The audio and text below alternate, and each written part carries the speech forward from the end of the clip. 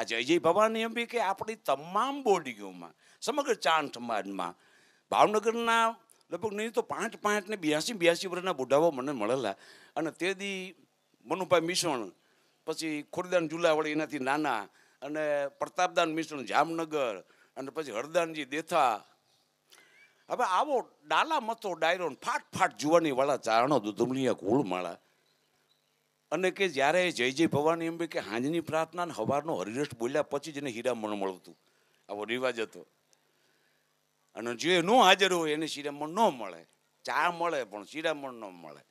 અને એ રાતનો રોટલો ઈશ્વરજીનો રાંધેલો એ ગોતવા હાટું થાય ને આ ડાયરો જજુમતો હતો. આવી એક મોજ હતી. તો એ બધા કહેતા હતા કે અમે બધા જવાહર મિલમાં નોકરીએ જતા હતા, અને જ્યાં ચારણોની સવારની પ્રાર્થના શરૂ થાય એટલે સાયકલ ઉપરથી અમે હેઠા ઉતરી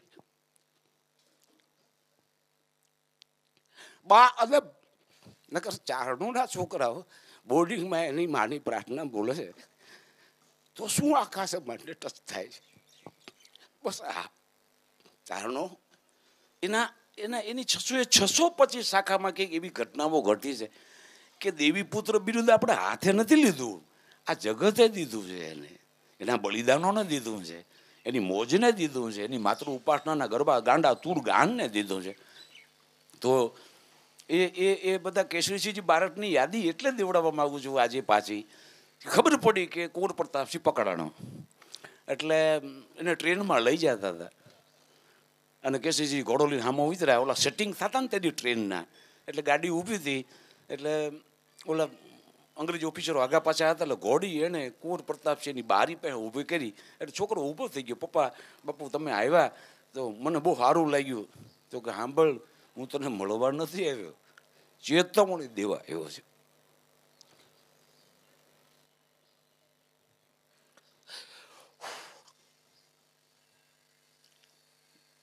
કુંવર તેરી દોરો છોર મોત है, तारा 2 छड़ा माथे मौत છે. अंग्रेज तुम्हें मार देंगे, तुम शहीदों के नाम और सरनामे नहीं बताओगे तो अंग्रेज तो तुम्हें मार देंगे, और यदि बताओगे तो हम तुझे मार देंगे. एम के नहीं बाप पाछवड़ी है.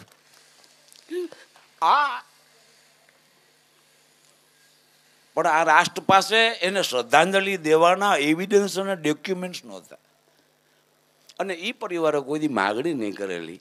આઝાદી પછી 25 વર્ષે તો એને શહીદ પરિવાર તરીકે જાહેર કરવામાં આવ્યો, કારણ કે એના ડોક્યુમેન્ટેશનો જે છે ને એ હળગાવી નાખવામાં આવેલા. અંગ્રેજો જાતા જતા કેટલાક એવા એવિડન્સો ને એવા ડોક્યુમેન્ટો હળગાવતા ગયા કે જેને કારણે એને કોણ કોણ શહીદો ક્યાં હતા. અને ફરી કરણી જાગી. બંગાળના કેટલાક શહીદો મોટી ઉંમરના ને એના જુવાન મિત છોકરાઓએ કીધું કે પપ્પા તમે બધા શહીદોમાં કામ કર્યા છે, પણ અમે ભારતના ઇતિહાસના રેકોર્ડમાં તમે જે નામો બોલો છો वो नाम तो हमने नहीं सुने, तो ऐसा करो ने एक बुक ऐसी बनाओ जो शहीदों के गाथाओं से जुड़ी हो, जिसमें आप लोगों ने हिस्सा लिया हो.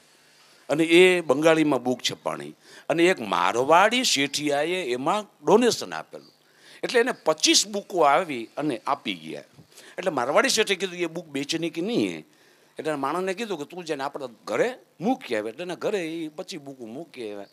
શેઠ એક દી એ ઝૂલામાંથી ઝૂલતો હતો, આખું રાજસ્થાન ધ્રુજતું હતું, રોતું હતું કે we have no document, no history. અને ઝૂલતા હતા. પછી હા મેં ધૂળું ખાતું હતું એ પોટલું. એટલે એને ઝૂલા ઉપરથી ઉતરી અને આમ બુક ઉપાડી ક્યાં લીખાય બંગાળીમાં લખેલું હતું, શેઠને વાંચતા આવડે. આમ પાના ખોલ્યા હતા કરણી એવી, અને આવી આખી કુંવર પ્રતાપસિંહને જોરાવરસિંહની કથા. એણે તરત જ એ વખતે ફોન કર્યો, રાજસ્થાનને જાણ કરી, અને તે પછી રાજસ્થાને એને શહીદ પરંપરા અને માણેક ભવનનું સ્વાતંત્ર્ય સંગ્રામના સેનાની તરીકે સન્માન કરીને એના સ્ટેચ્યુ મૂકાણા.